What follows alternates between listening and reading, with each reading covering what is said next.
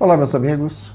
Meu nome é Jefferson Belomo, sou dirigente palestrante espírita em Brasília, Distrito Federal, e eu estou gravando esse vídeo em virtude de alguns posicionamentos que eu tenho visto nas mídias sociais, particularmente no YouTube e no Facebook, e especificamente em relação a muitos comentários que têm sido feitos pelo seu Morel Felipe Wilcon, que foi espírita, também foi palestrante lá no Rio Grande do Sul e que agora resolveu cindir com o movimento espírita, segundo ele, por uma série de incoerências, de inconsistências que ele percebeu nesse movimento.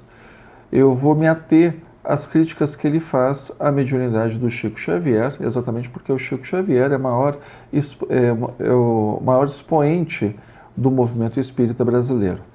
E ele coloca, principalmente em relação a Humberto de Campos, ele gravou uma série de vídeos dizendo da obra Brasil, Coração do Mundo, Pátria do Evangelho, o pior livro espírita de todos os tempos.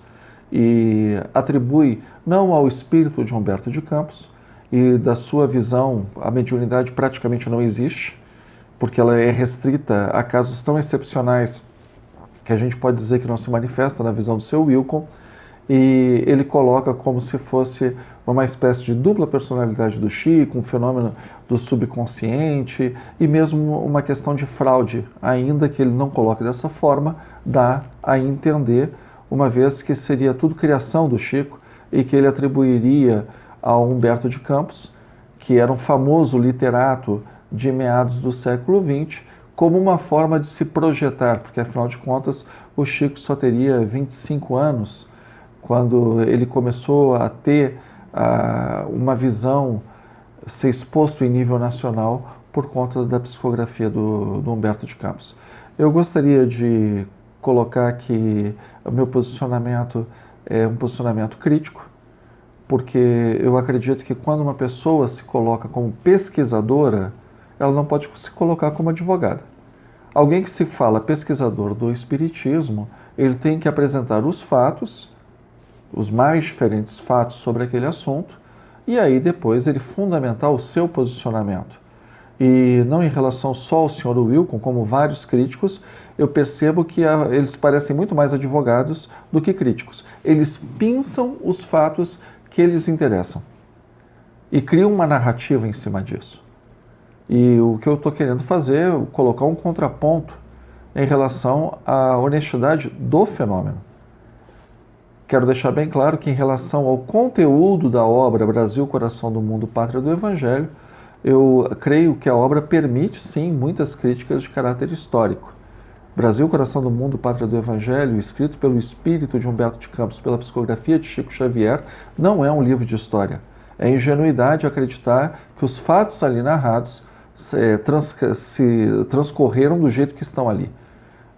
Ali nós vemos uma função moralizante, espiritualizadora do escrito, percebendo a história do Brasil como num contexto maior da espiritualidade. Mas é só.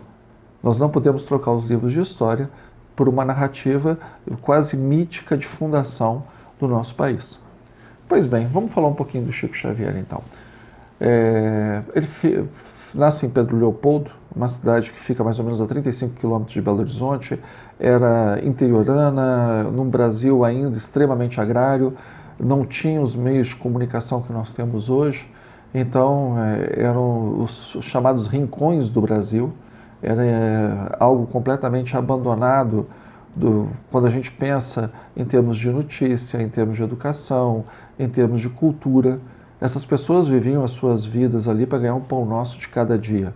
É em Pedro Leopoldo que o Chico nasce, no começo do século XX, e posteriormente, ele aos 5 anos de idade fica órfão, o seu pai tendo diversos filhos, 9 filhos do primeiro casamento, ele tem que começar a distribuir esses filhos na casa de amigos, e cabe ao Chico ficar com a sua madrinha, Rita de Cássia, que tudo indica que era uma pessoa extremamente perturbada, dava surras diárias no Chico. O Chico, nessa época, ainda muito criancinha, já manifesta a sua mediunidade, então aquela senhora não sabe como lidar com o fenômeno mediúnico, começa a ficar cada vez mais irritadiça em relação à criança, chega no ponto que nas suas irritações ela começa a espetar garfo no abdômen do menino, para a gente ter uma ideia do nível, né, de desequilíbrio dessa senhora.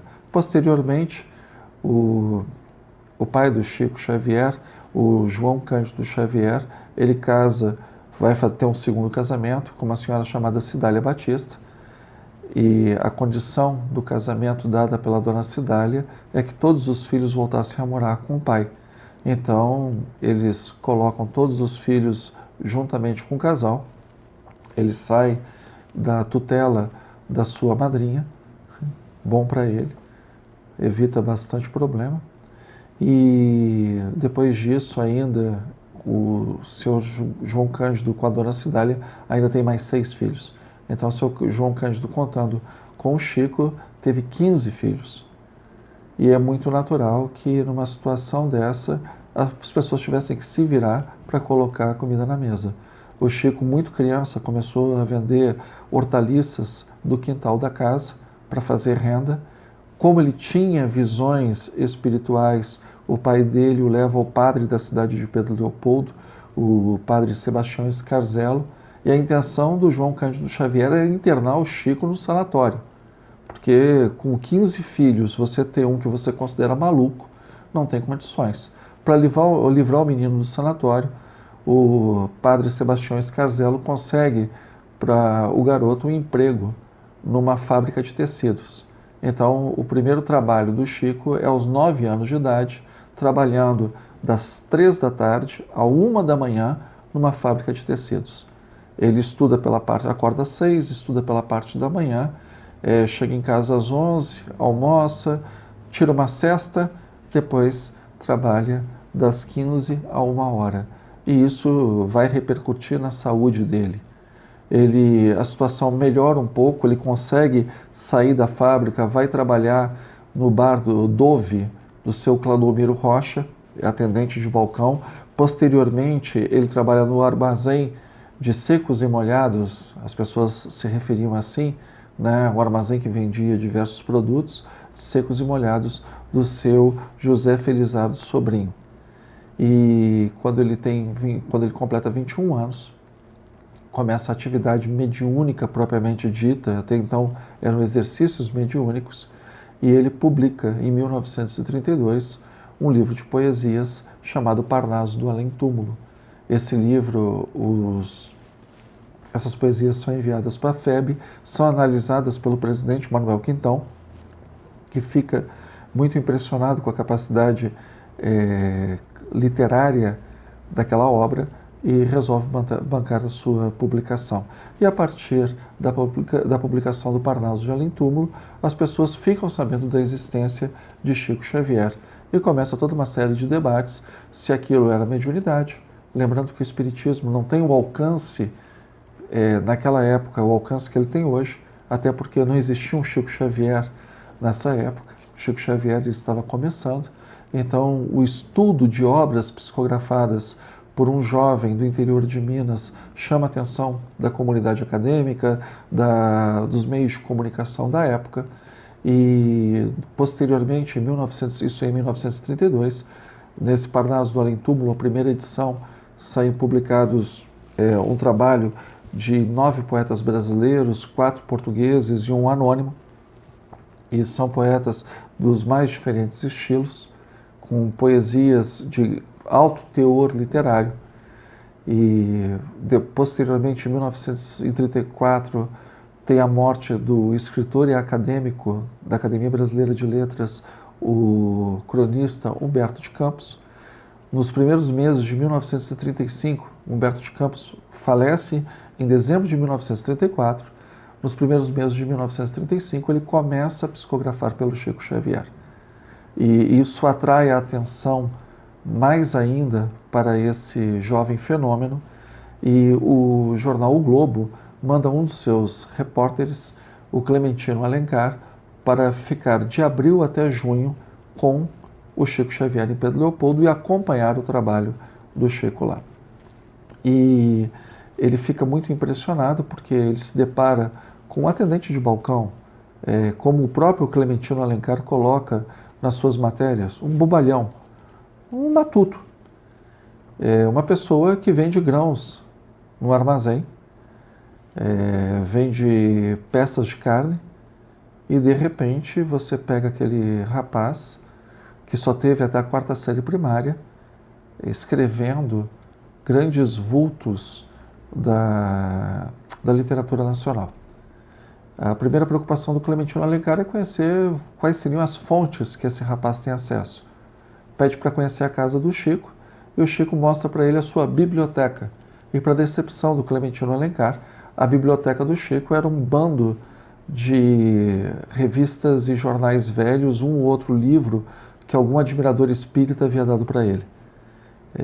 Tem a foto no Globo da época, e realmente é uma estante simples com um bocado de papel atualhado ali.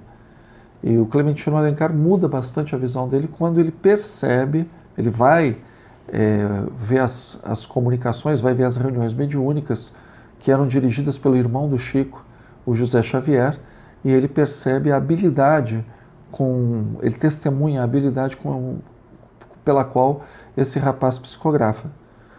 Muda, a velocidade é tremenda, são estilos diferentes, pessoas diferentes, as letras são diferentes, e essas reportagens enviadas pelo Clementino para o Rio de Janeiro, e o Globo já era um jornal de circulação nacional, chama a atenção de uma série de pessoas em Belo Horizonte que se deslocam para Pedro Leopoldo para ver esse fenômeno, né? Muitos curiosos e muitos estudiosos. E tem uma situação até muito interessante, que o Clementino Alencar, ele trava a amizade com um promotor público local, o senhor Washington Floriano Albuquerque, e também com o engenheiro da Central do Brasil, que se encontrava em Pedro Leopoldo, o senhor Andrade Pinto. E eles estão indo para a reunião mediúnica e eles falam, poxa, mas pode ter uma fraude. Nós deveríamos rubricar as folhas em branco para nós termos certeza que o Chico, depois de psicografar, o José Xavier não troca um texto já pronto por aquilo que pretensamente ele fez na frente de todo mundo. E eles vão com essa ideia. Chegando na reunião, quando começa a mediunização do Chico, o Emmanuel diz que, sem eles terem comentado absolutamente nada com ninguém, o Emmanuel pede para que eles rubriquem o alto das folhas em branco para que ele possa começar, então, o médium possa começar, então, a psicografia. Os três, né, o repórter, o promotor público e o engenheiro, tomam um susto daqueles, porque eles não haviam comentado. Então, houve uma leitura da vontade dessas pessoas sem que elas manifestassem. E o Clementino Alencar, posteriormente, ele conhece o Dr. Cristiano Ottoni, que era médico daquela região e conhecia Chico Xavier desde criança. E ele confirma que o Chico Xavier era um jovem inteligente, uma inteligência acima da média. Ele não falou que o Chico era um gênio, ele falou um jovem com uma inteligência acima da média, uma pessoa de boa memória, não disse que tinha uma memória excepcional, um jovem de uma boa memória, mas que não teve acesso a nada, que não teve acesso à cultura, não teve acesso aos autores, não teve acesso aos gênios da literatura, e que ele, né, esse médico Cristiano Ottoni, reputava a um fenômeno do subconsciente, um fenômeno bem da linha freudiana, de histeria, apesar da histeria normalmente ser associada, principalmente na época, ao sexo feminino, e o Chico ser um homem, ele diz que é um caso excepcional de uma histeria masculina. Ele não concorda com a tese espírita de pessoas desencarnadas escrevendo através de um médium, então ele explica do seu jeito. Mas em momento nenhum ele diz que o Chico ele faz pastiche, ou seja, ele escreve à maneira de um autor conhecido. O pastiche é uma imitação de um estilo literário, ou que ele faz plágio. Pelo contrário, o fenômeno é um fenômeno honesto, segundo o Dr. Cristiano, mas é um fenômeno do subconsciente. Então, essa série de reportagens causa um verdadeiro interesse, uma romaria a Pedro Leopoldo. Entre as pessoas que vão estudar a vida do Chico, Se nós temos o professor Melo Teixeira, o professor Melo Teixeira era professor médico, professor psiquiatra, mestre em psiquiatria da Universidade de Belo Horizonte. Ele testemunha a psicografia do Chico. Ele diz assim, olha, nós estamos perante um fenômeno lídimo, ou seja, um fenômeno verdadeiro. Ali não tem fraude, não tem pastiche. É um médico psiquiatra que testemunha o fenômeno. Professor da Universidade de Belo Horizonte fala, não, isso aqui não tem fraude.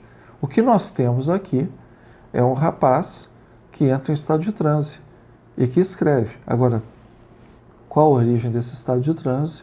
O Dr. Melo Teixeira não entra na questão. Posteriormente, nós ficamos sabendo que a mãe de Humberto de Campos, a dona Ana de Campos Veras, ela mantém correspondência com o Chico Xavier, porque ela reconhece na psicografia do Chico o estilo literário do seu filho.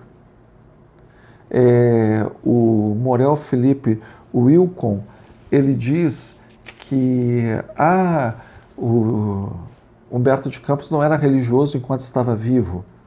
Sim, mas ele morreu. E se uma pessoa não é religiosa em vida, não tem uma visão de espiritualidade, uma situação traumática como a morte pode mudar muito a forma de ver dessa alma. Não precisa morrer para isso. Situações traumáticas na nossa vida material já mudam muito a nossa forma de integração com a religiosidade. E acredito que não exista fenômeno mais traumático do que a morte.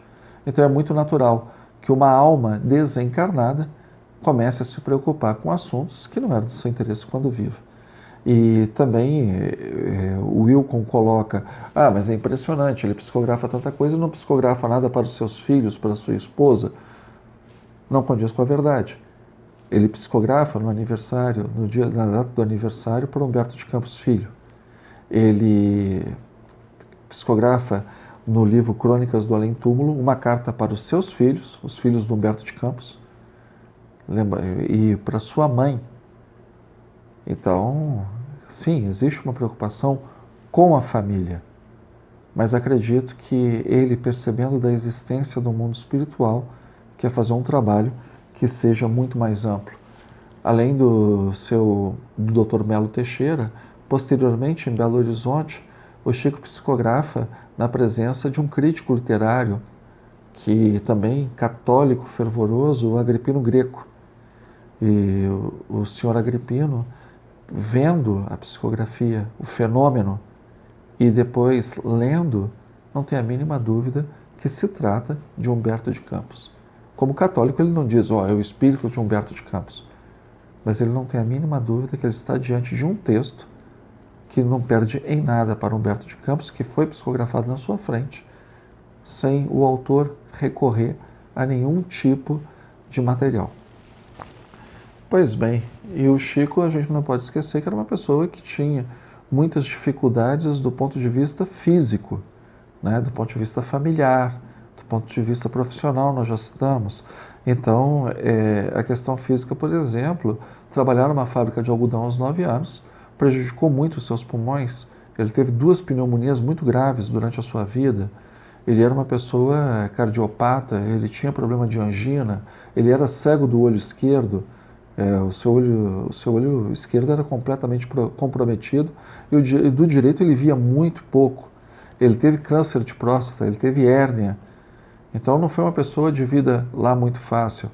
O senhor João Cândido Xavier, e a gente até entende, uma pessoa com 15 filhos e vendedor de bilhete de loteria, não gostava muito do Chico ficar fazendo recortes de revista, recortes de jornais, juntando poesias, porque sim, o Chico, quando criança, quando adolescente, gostava de literatura, mas ele tinha pouco acesso a esse material, então do material que ele tinha acesso, ele recortava para fazer livros para ele, e às vezes ele distribuía para os amigos. O seu João Cândido fala, não tem tempo para esse tipo de esquisitice na nossa família. Pegou os cadernos do Chico e fez uma grande fogueira com eles, o que causou uma profunda mágoa para o Chico. O André Xavier, irmão do Chico, quando o médium fica famoso em Pedro Leopoldo, o seu irmão André Xavier não tem pudores de pedir empréstimo e não pagar. Pedir empréstimos no nome do seu irmão famoso. O sobrinho Mauri Pena, que vivia em Sabará, uma cidade também relativamente próxima de Belo Horizonte, dá uma entrevista dizendo que ele e o tio, porque o Amaury Pena também era psicógrafo, que tudo aquilo era inventado da cabeça dos dois. E o pai do Amaury Pena desmente, dizendo que seu filho era alcoólatra e era uma pessoa com problemas. O delegado da cidade de Sabará diz que mais de uma vez teve que expulsar o Amaury da cidade, porque o Amaury também era dado a furtos em residência. Mas as pessoas não estão interessadas em saber isso. O que interessa é que ele fala que o Chico é uma fraude, aí todo mundo aceita. Porque é mais fácil aceitar uma fraude do que uma genialidade, né? E, além disso, nós vamos ver que todo o trabalho que o Chico faz é pesado, medido, analisado e sempre motivo de curiosidade e de estupefação para quem estuda a sua participação literária. São mais de 400 livros publicados, depois do falecimento dele, quase chegando a 500.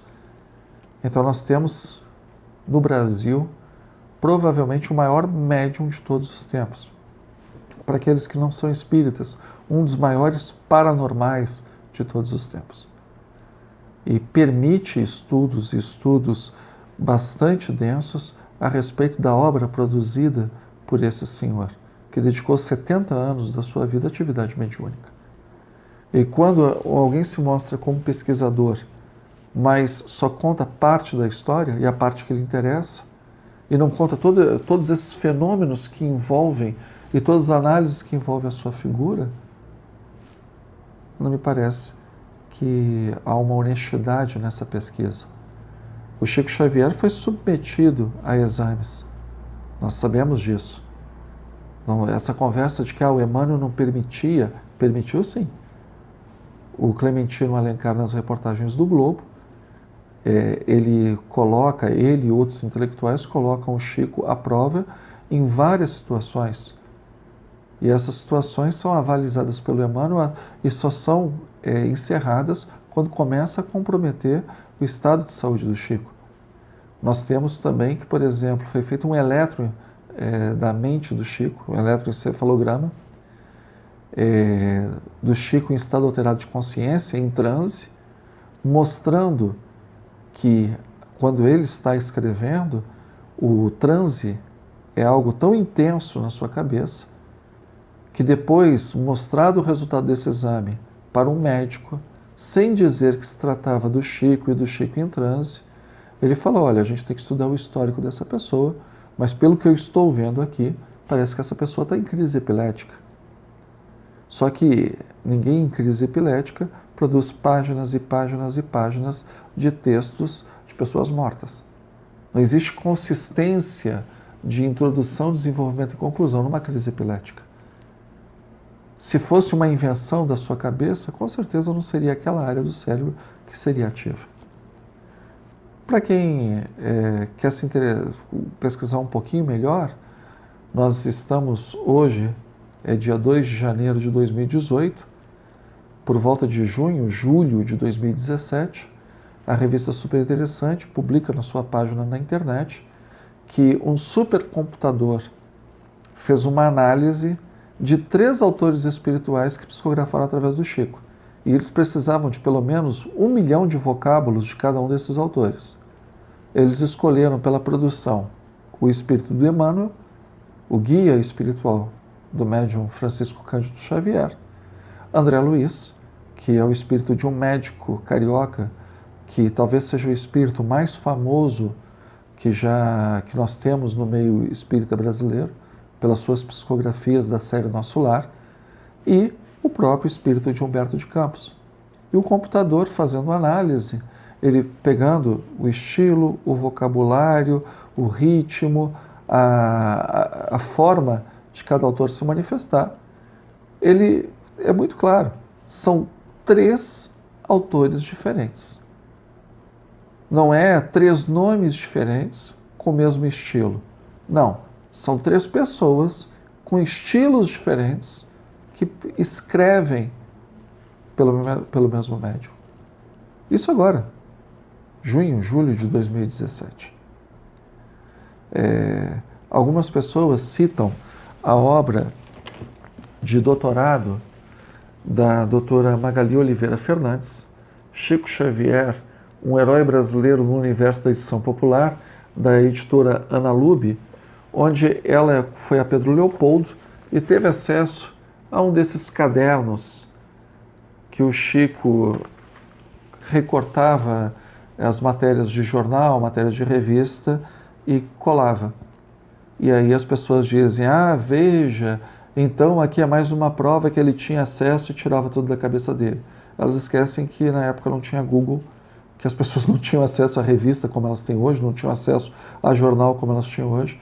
Se ele realmente tirou tudo da cabeça dele, com esse material, só com a 4ª série primária, com os problemas de saúde que ele tinha, trabalhando feito um burro de carga, então é mais um motivo para nós considerarmos esse homem um gênio, como Monteiro Lobato disse, né, o Chico, se for da cabeça dele que ele cria tudo isso, então ele merece ter quantas cadeiras ele quiser na Academia Brasileira de Letras, mas a doutora Magali Oliveira, ela conta 2 casos bem interessantes. Quando ela vai a Uberaba ver o Chico na época ainda era vivo, ela conta o caso do taxista, que teve um irmão que se suicidou, e ele conta para a doutora Magali que ele esteve com Chico Xavier, recebe uma carta do seu irmão, uma carta psicografada pelo seu irmão, e pela forma, pelo conteúdo da carta, pela forma e pela assinatura, ele não tem a mínima dúvida que é um fenômeno real, que é seu irmão que escreve. Tem um outro caso de um senhor que, quando era jovem, ele leva a sua mãe para conhecer o Chico Xavier, eles não conseguem acesso ao Chico, e quando eles estão indo embora, eles ficam sabendo que o Chico está passando perto da